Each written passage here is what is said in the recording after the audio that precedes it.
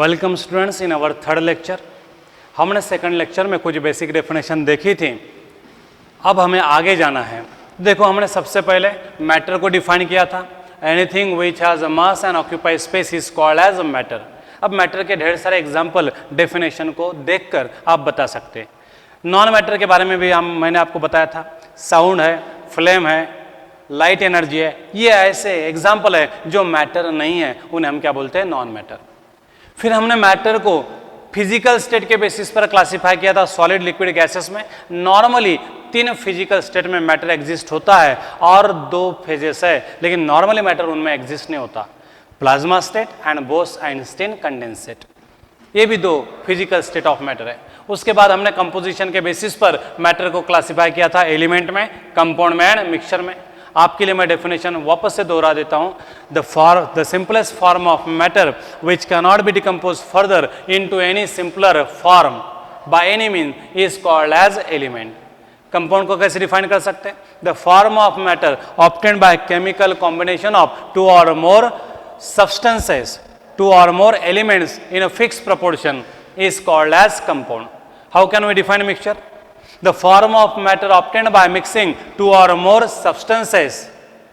क्या कंडीशन है? Non reactive होना चाहिए। इसलिए हम डेफिनेशन कैसे कर सकते हैं? The form of matter obtained by mixing 2 or more chemically non reacting substances in any proportion is called as mixture. इस मिक्सचर को हमने नंबर ऑफ फेजेस के बेसिस पर से क्लासिफाई किया था।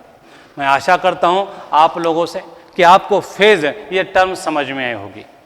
फेज यानी क्या? तो वापस मैं डेफिनेशन रिपीट कर दूं आपके लिए। The uniform composition of matter which is physically distinct and mechanically separable from other is called as a phase. जैसे मैंने आपको ऑयल एंड वाटर का एग्जांपल दिया था, ऑयल, वाटर एंड सैंड का एग्जांपल दिया था। तो फेजेस किसे कहते हैं ये हमें समझ में आया। तो नंबर ऑफ फेजेस कितनी है मिक्सचर में, उसके बेसिस पर से हम मिक्सचर को 2 कैटेगरी में क्लासिफाई करते हैं, homogeneous mixture and heterogeneous. Homogeneous mixture को कल हमने डिफाइन किया था। The mixture which consist of only 1 phase is called as homogeneous mixture. For example NaCl solution homogeneous mixture है। आपको सॉल्ट और पानी अलग अलग नहीं दिखाई देते, आपको सॉल्टी वाटर वहां पे दिखाई देता है, बराबर है। वहां पे एक ही फेज दिखाई देती है। कहीं पे भी जाओ आप ग्लास में, कहीं पे भी स्ट्रॉ आप डिप करके सैंपल लेंगे तो आपको उसकी टेस्ट एक जैसी लगेगी। इसका मतलब NaCl and water thoroughly mix हो गए, यूनिफॉर्मली मिक्स हो गए और वो मैकेनिकली सेपरेबल नहीं है और फिजिकली डिस्टिंक्ट भी नहीं है, मतलब वहां पे सिर्फ एक ही फेज है। तो NaCl सॉल्यूशन या किसी भी सॉल्ट का सॉल्यूशन ये क्या होता है? होमोजेनस मिक्सचर होता है। इस होमोजेनस मिक्सचर का ही दूसरा नाम है सॉल्यूशन, जिस नाम से हमें एक चैप्टर है 12th में। होमोजेनस मिक्सचर का ही दूसरा नाम क्या है? सॉल्यूशन है। तो ये होमोजेनस मिक्सचर में एक ही फेज होती है, ये हमें पता है। हेट्रोजेनस मिक्सचर को भी डिफाइन किया था हमने कल। कैसे डिफाइन करेंगे हम? The mixture which consist of 2 or more phases is called as heterogeneous mixture। देखो भाइयों, 2 or more बोलो या फिर greater than 1 बोलो, दोनों का मीनिंग एक ही है। तो कभी आपको किसी किताब में ऐसा दिखेगा the mixtures which contain greater than 1 phase is called as heterogeneous mixture, या फिर ऐसी भी डेफिनेशन देखने को मिलेगी the mixtures which contain 2 or more phases is called as heterogeneous mixture। For example बाढ़ का पानी जो चाय के कलर का दिखता है, अगर मैं उस पानी को बॉटल में भर लूंगा और वो बॉटल बिना डिस्टर्ब रख दूंगा तो क्या होगा? धीरे धीरे आप देखेंगे कि सारा मड नीचे बैठ जाएगा और ऊपर का पानी क्रिस्टल क्लियर हो जाएगा। तो मड अलग दिखाई दे रहा है और पानी अलग दिखाई दे रहा है, मतलब वो क्या है? हेट्रोजेनस है। कितनी फेजेस है उसमें? 2। Sand plus water, rock plus water, kerosene plus water, ये क्या है? हेट्रोजेनस मिक्सचर के एग्जांपल है, क्योंकि उसमें मोर देन 1 फेजेस है इसलिए। तो ऐसे मिक्सचर को हम हेट्रोजेनस मिक्सचर बोलते हैं। तो हेट्रोजेनस मिक्सचर को भी और आगे क्लासिफाई किया गया है।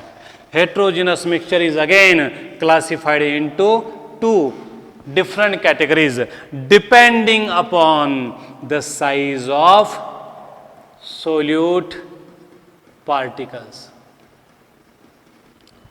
साइज ऑफ सोल्यूट पार्टिकल के बेसिस पर से हमने हेट्रोजेनस मिक्सचर को 2 क्लासेस में क्लासिफाई किया है। एक को कहते हैं हम कोलाइडल सॉल्यूशन और एक को कहते हैं कोर्स मिक्सचर, कोर्स मिक्सचर, और उसे सस्पेंशन भी बोला जाता है। क्या बोला जाता है? सस्पेंशन।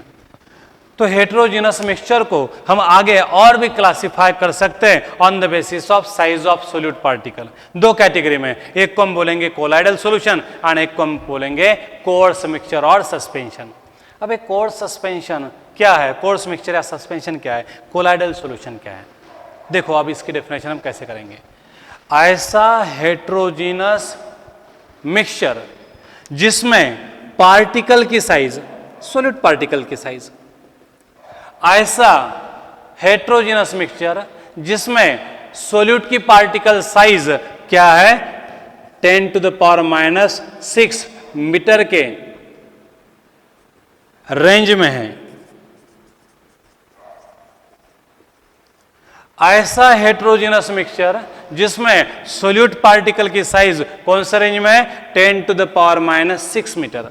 अब साइज का मतलब क्या है? तो देखो मॉलिक्यूल्स के अलग अलग आकार होते हैं, जैसे कि आपको C2 के सर ने बताया कि मीथेन का मॉलिक्यूल टेट्राहेड्रल होता है, बराबर है। लेकिन फिजिकल केमिस्ट्री में मॉलिक्यूल्स को स्फेरिकल समझा गया है, बराबर है। लेकिन फिजिकल केमिस्ट्री में मॉलिक्यूल को क्या समझा गया है, स्फेरिकल। और किसी भी स्फीयर की साइज हम उसके रेडियस के बेसिस पर डिफाइन करते हैं। तो जब मैं साइज ऑफ पार्टिकल बोल रहा हूं तो उस वक्त उसका मीनिंग क्या होगा, रेडियस ऑफ पार्टिकल। तो in chemistry size of particle means the radius of particle. तो ऐसा हेट्रोजीनस मिक्सचर जिसमें particle size is in the range of 10⁻⁻⁶ metre, मतलब उस पार्टिकल की रेडियस क्या होनी चाहिए, 10⁻⁻⁶ मीटर के रेंज में होनी चाहिए। उस वक्त उस हेट्रोजीनस मिक्सचर को हम क्या बोलते हैं, कोलाइडल सॉल्यूशन बोल सकते हैं। क्या बोल सकते हैं उसे हम, कोलाइडल सॉल्यूशन बोल सकते हैं। देखो बहुत ही इंटरेस्टिंग टॉपिक है। तो what is mean by colloidal solution? तो हमने हेट्रोजीनस मिक्सचर को पार्टिकल के साइज पर क्लासिफाई किया है दो कैटेगरी में, colloidal solution and course mixture और सस्पेंशन। तो उसमें हम सबसे पहले क्या देख रहे हैं, कोलाइडल सॉल्यूशन को देख रहे हैं।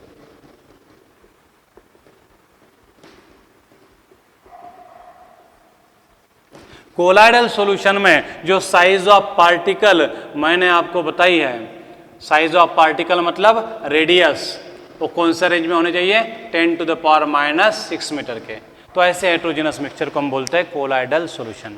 तो एक बार डेफिनेशन और देख लो, the heterogeneous mixture in which size of particle is in the range of 10⁻⁻⁶ metre is called as colloidal solution.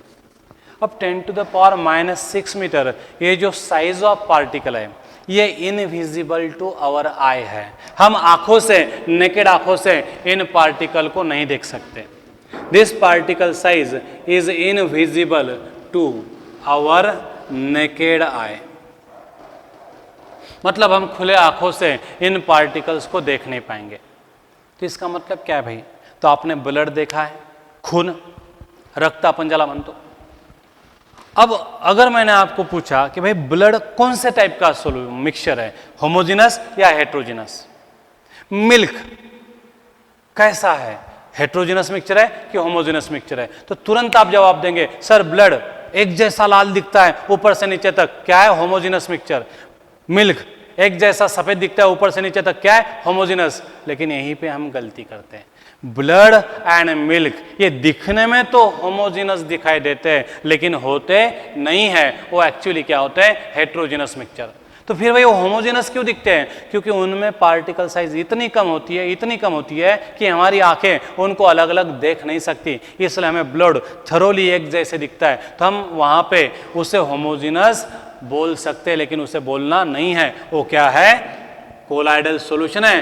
क्योंकि ब्लड में जो पार्टिकल्स है, आरबीसीज, डब्ल्यूबीसीज, ढेर सारे पार्टिकल्स है, मेरे से ज़्यादा आपको मालूम होंगे शायद, उनकी साइज क्या है, रेडियस क्या है, 10⁻⁻�6 मीटर के रेंज में। वो invisible to our naked eye है, इसलिए वो हमें दिखने में तो होमोजेनस दिखते हैं लेकिन होते नहीं हैं। पर कब दिखेंगे?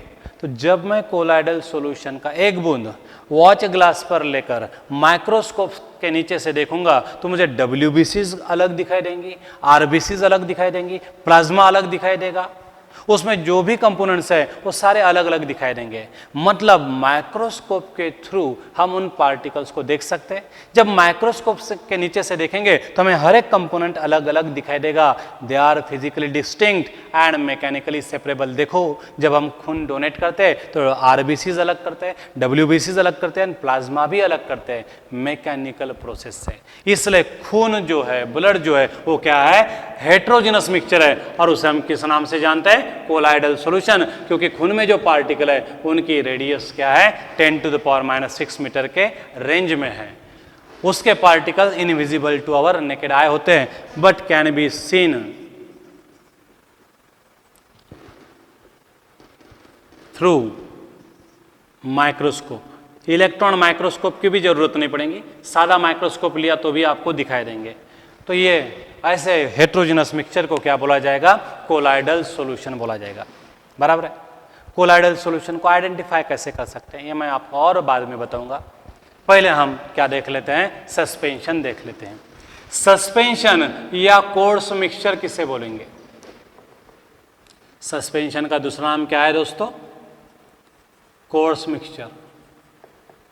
सस्पेंशन ये भी एक हेट्रोजिनस मिक्सचर है, लेकिन इसमें जो पार्टिकल साइज है, मतलब सोल्यूट के पार्टिकल्स है, उनका डायमीटर 10⁻⁶ मीटर से ज्यादा होता है।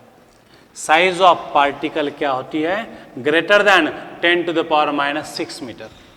अब ये जो पार्टिकल साइज है that is visible to our naked eye, मतलब बिना चश्मे के, बिना माइक्रोस्कोप के, नंगी आंखों से हम उन्हें देख सकते हैं, खुली आंखों से देख सकते हैं। तो साइज ऑफ पार्टिकल कितनी है, 10⁻⁶ मीटर से ज्यादा है। ऐसे वक्त उस हेट्रोजिनस मिक्सचर को हम क्या बोलेंगे, कोर्स मिक्सचर बोल सकते हैं। तो how can we define coarse mixture, the heterogeneous mixture in which size of particle is greater than 10⁻⁶ meter is called as coarse mixture. For example काय देऊ शकतो आपण, खिचडी आपण तयार केली, खिचडी शिजलेली आहे आणि आपण जेव्हा कुकरचं झाकण उघडतो तर आपल्याला त्याच्यात तांदूळ अलग दिसतात आणि डाळ अलग दिसते। शिजल्यावर सुद्धा तांदूळ अलग दिसतात आणि डाळ अलग दिसतात। का दिसतात, कारण की त्यांची साईज मोठी आहे, त्याच्यामुळे आपल्याला नेकेड आयने ती दिसतात। किंवा आपण जेव्हा बिल्डिंगवर स्लॅब टाकतो, स्लॅब तयार करत असताना जे आपण मिक्सचर करतो, गिट्टी, रेती, पाणी आणि सिमेंट, हे प्रत्येक गोष्ट आपल्या डोळ्याला दिसते। गिट्टी अलग दिसते, रेती अलग दिसते, सिमेंट वेगळं दिसते, म्हणजे त्याचे पार्टिकल व्हिजिबल टू आय आहेत, कारण की त्यांची साईज 10⁻⁶ मीटरपेक्षा जास्त आहे। या मिक्सचरला आपण मॉर्टर म्हणतो। मॉर्टर जे आहे ते काय, मग कोर्स मिक्सचर आहे। खिचडी जी आहे ते काय, कोर्स मिक्सचर आहे, सस्पेंशन आहे। भेल जी आहे आपली ती काय आहे, सस्पेंशन कोर्स मिक्सचरचं एग्जाम्पल आहे। बरोबर है।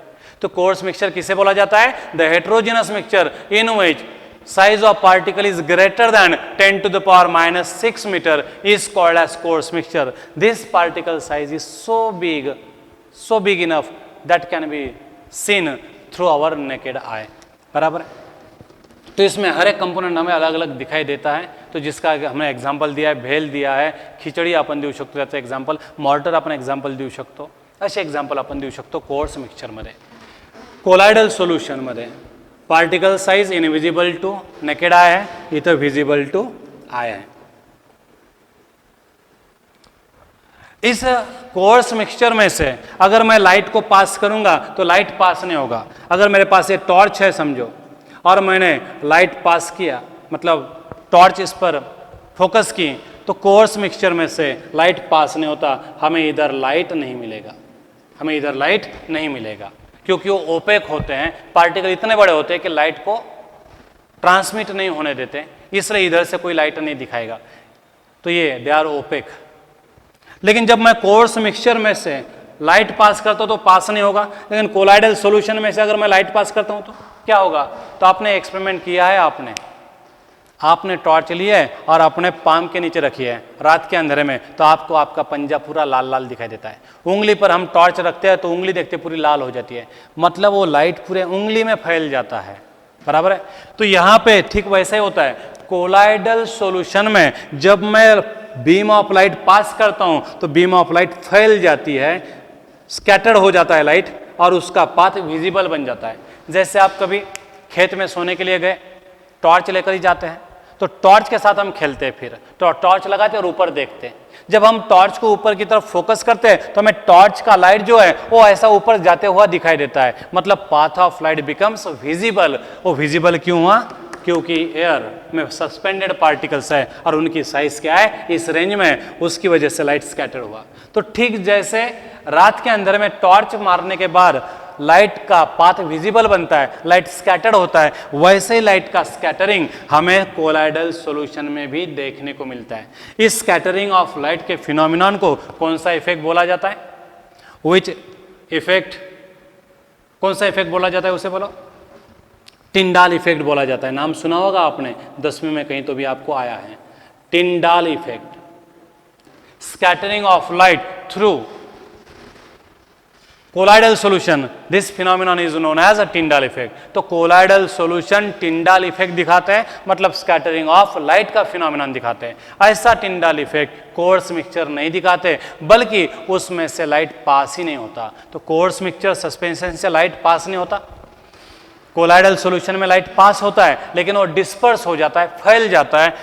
स्कैटरिंग ऑफ लाइट का फिनोमिनन को हमने नाम क्या दिया है? Tyndall effect. बराबर है। अब भाई हेट्रोजेनस मिक्सचर में मैंने आपको पार्टिकल साइज बता दी, तो सॉल्यूशन में भी तो पार्टिकल्स होते होंगे क्योंकि वो मैटर ही है। तो फिर वहां पे पार्टिकल का साइज क्या है? तो आपको ध्यान में रखना पड़ेगा, सॉल्यूशन में जो पार्टिकल साइज है, सॉल्यूशन यानी क्या है, जिसको मैं होमोजेनस मिक्सचर बोलता हूँ। मैंने आपको बताया होमोजेनस मिक्सचर का दूसरा नाम क्या है भाई? सॉल्यूशन है। सॉल्यूशन और होमोजेनस मिक्सचर, तो सॉल्यूशन और होमोजेनस मिक्सचर में पार्टिकल साइज जो है बहुत बहुत बहुत छोटी है, इतनी नेकेड आंखों से तो दूर, माइक्रोस्कोप से भी नहीं दिखाई देते, और माइक्रोस्कोप भी दूर। इलेक्ट्रॉन माइक्रोस्कोप नाम सुना होगा आप सब बच्चों ने। मुझे पता है कि आपका रीडिंग बहुत वास्ट है, आप सब बच्चों को पढ़ने की मतलब रीडिंग की हॉबी है, और आप बहुत सारी इधर उधर की किताबें पढ़ते हैं, साइंस एंड फिक्शन की किताब भी पढ़ते हैं आप, तो आपको इलेक्ट्रॉन माइक्रोस्कोप का नाम पता है। तो सॉल्यूशन जिसे हम होमोजेनस मिक्सचर कहते हैं, उसमें जो पार्टिकल साइज है, मतलब उसमें जो रेडियस ऑफ पार्टिकल है, वो क्या है? लेस देन 10⁻⁻⁹ मीटर है। और जिस पार्टिकल की रेडियस लेस देन 10⁻⁹ मीटर है, वो इलेक्ट्रॉन माइक्रोस्कोप से भी नहीं दिखाई देता। तो सोचो कितना छोटा होगा। तो कैसे बताएंगे वो कितना छोटा होगा? वो इतना छोटा होता है कि इवन ग्रेविटी भी उस पर असर नहीं करती। मतलब सॉल्यूशन में जो सोल्यूट पार्टिकल्स होते हैं वो इतने टाइनी होते हैं, इतने छोटे होते हैं कि वो कभी ग्रेविटी की वजह से नीचे सेटल नहीं होते, वो हमेशा सॉल्यूशन में सस्पेंडेड ही रहते हैं। मतलब they are so tiny that gravity can not affect them. बराबर है। वो इतने छोटे होते हैं, इतने छोटे होते हैं, तो उनका सरफेस एरिया भी बहुत छोटा रहेगा, और उनका सरफेस एरिया अगर बहुत छोटा है तो लाइट को रिफ्लेक्ट भी नहीं करते होंगे। इसलिए जब मैं सॉल्यूशन में से बीम ऑफ लाइट पास करूंगा तो सीधा पास होगा, without any scattering. Without any scattering मतलब सॉल्यूशन में से जब मैं लाइट का बीम पास करूंगा तो स्ट्रेट लाइन में निकल जाएगा, वहां पे लाइट स्कैटर नहीं होगा, लाइट का पाथ विजिबल नहीं बनेगा। मतलब सॉल्यूशन में पार्टिकल साइज काफी छोटी होने की वजह से वो टिंडाल इफेक्ट नहीं दिखाता, टिंडाल इफेक्ट नहीं दिखाता।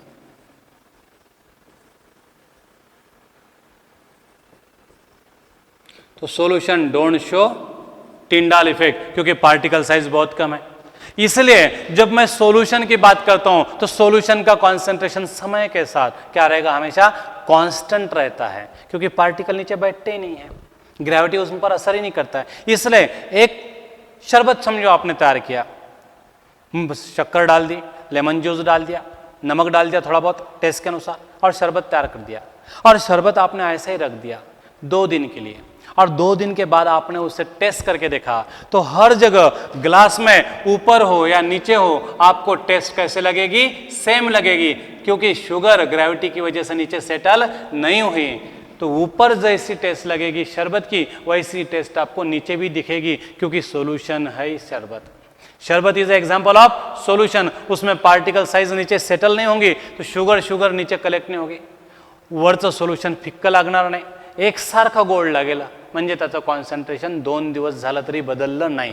तो concentration of homogeneous mixture that is solution always remain constant with time because of tiny particle size. तो एक बार बताओ बच्चों, सॉल्यूशन में जो पार्टिकल साइज होती है वो कितनी होती है? Less than 10⁻⁹ metre. ये नेकेड आंखों से तो दिखती है ही नहीं, इलेक्ट्रॉन माइक्रोस्कोप से भी नहीं दिखाई देती, इतनी छोटी है. और इसलिए ये टिंडाल इफेक्ट भी नहीं दिखाती.